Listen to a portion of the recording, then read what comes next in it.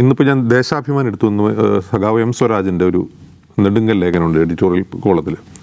അതിൽ ബാബരി മസ്ജിദിനെ സ്മരിച്ചുകൊണ്ട് എങ്ങനെയാണ് ബാബരി, വളരെ കൃത്യമായിട്ടുള്ള ഒരു കോംപ്രഹെൻസീവായിട്ടുള്ള ലേഖനമാണ്.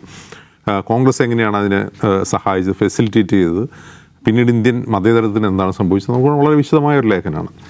അപ്പോൾ അതിൽ അദ്ദേഹം 3 വാക്കുകളാണ് ഉപയോഗിക്കുന്നത്. ഒന്ന് വർഗീയത, മറ്റൊന്ന് വർഗീയത, മതരാഷ്ട്രവാദം.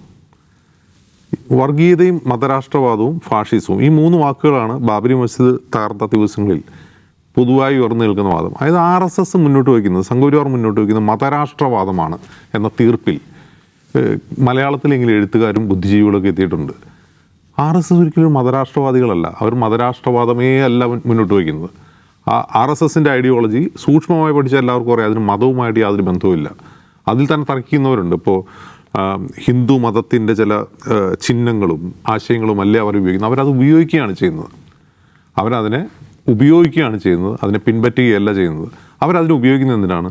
ഒരു ഭൂരിപക്ഷ സമുദായം എന്ന നിലയിൽ ഹിന്ദുക്കളെ ഏകോപിപ്പിക്കാനും അതുപയോഗിച്ച് വർഗീയത വളർത്താനും ആ വർഗീയതയിലൂടെ ജനങ്ങൾക്കിടയിൽ ഡിവൈഡ് ഉണ്ടാക്കാനും അതുവഴി അവരുടെ അജണ്ട നടപ്പാക്കാനാണ് ശ്രമിക്കുന്നത്.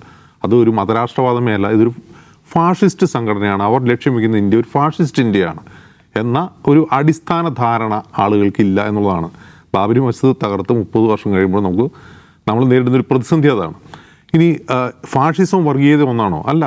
വർഗീയത എന്ന് പറഞ്ഞാൽ എല്ലാ കമ്മ്യൂണിറ്റികൾക്കിടയിലും എല്ലാ വിഭാഗത്തിനിടയിലുള്ള കാര്യം തന്നെയാണ്. വർഗീയത ഏറിയും കുറഞ്ഞ എല്ലാ മനുഷ്യരിലും ഉണ്ട്. ഇപ്പോൾ ഒരു ഉദാഹരണം പറഞ്ഞു കഴിഞ്ഞാൽ, നിങ്ങൾക്ക് ഒരു ടെക്സ്റ്റ് ബുക്ക് വർഗീയവാദിയെ കാണിച്ചു തരാൻ പറ്റുമെന്ന് വെച്ചാൽ, ഇപ്പോൾ നമുക്ക് വെള്ളാപ്പള്ളി നടേശൻ പറയാം, അദ്ദേഹം നിരന്തരം വർഗീയത പറയുന്ന ഒരാളാണ്. പക്ഷേ വെള്ളാപ്പള്ളി നടേശൻ ഫാഷിസ്റ്റാണെന്ന് പറയാൻ പറ്റുമോ? ഇല്ല. അതേസമയം നമുക്ക് മോഹൻ ഭഗവത് നോക്കിയിട്ടോ അല്ലെങ്കിൽ മോദി നോക്കിയിട്ടോ എന്ത് പറയാം, അവർ വർഗീയവാദികൾ മാത്രമല്ല, അവർ വർഗീയതയും പറയും, എന്നാൽ ഫാഷിസ്റ്റ് ടെൻഡൻസികൾ കാണിക്കുകയും ചെയ്യുന്നു. ഈ വ്യത്യാസം മനസ്സിലാക്കാതെ ഇതെല്ലാം എന്താണ്, മതരാഷ്ട്രവാദം എന്ന ഒറ്റ പേരിലേക്ക് ചുരുക്കുകയാണ്. അതിൻ്റെ ലക്ഷ്യം താൽക്കാലികമായ പ്രാദേശികമായ രാഷ്ട്രീയ നേട്ടങ്ങളാണ്. അത് UDFന് നേരെയാണ് പറയുന്നത്. നിങ്ങളുടെ കൂടുതൽ ആൾക്കാർ മതരാഷ്ട്രവാദികളാണെന്ന് പറയാൻ വേണ്ടി ബാബരി മസ്ജിദിനെ ഉപയോഗിക്കുകയാണ്. അതല്ലാതെ ഒരു ലാർജർ പെർസ്പെക്റ്റീവിൽ കോൺഗ്രസ്സിന് ഈ കാര്യത്തിലുള്ള പങ്ക്, അവരെങ്ങനെയാണ് ഇതിനെ ഫെസിലിറ്റേറ്റ് ചെയ്തത്, അവരെന്താണ് പഠിക്കേണ്ടതെന്ന് പറയുന്നതിന് പകരം അതിനെ ചുരുക്കി കാണുകയാണ്.